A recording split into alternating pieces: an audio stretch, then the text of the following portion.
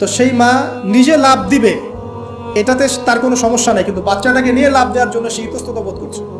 তখন আল্লাহ রাব্বুল আলামিন সেই ছোট্ট বাচ্চাটার কোলে, সেই ছোট্ট বাচ্চাটার জবানের মধ্যে আল্লাহর কুদরত নিদর্শন নাজিল করলেন। ওই বাচ্চাটা কথা বলা শুরু করলো।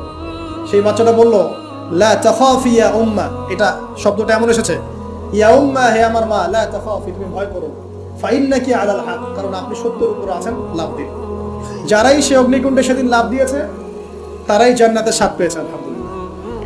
এই হলো আসহাবুল উখদুদের ঘটনা, যেটা আল্লাহ রাব্বুল আলামিন সূরা বুরুজের মধ্যে বলেছেন। এখানে একটাই শিক্ষণীয় বিষয়, ঈমান এর শক্তি একজন ছোট্ট বালকের মধ্য দিয়ে কিভাবে আল্লাহ রাব্বুল আলামিন পুরো নেশনকে হেদায়েত করতে পারেন, এবং আল্লাহ রাব্বুল আলামিন সমস্ত পরিকল্পনার উপরে মহা পরিকল্পনাকারী, এবং আল্লাহ সুবহানাহু ওয়া তাআলা তাদেরকে চিরস্মরণীয় করে রেখেছেন কোরআনের পাতায়। কিয়ামত পর্যন্ত মানুষ এই ঘটনা পড়বে, তাদের থেকে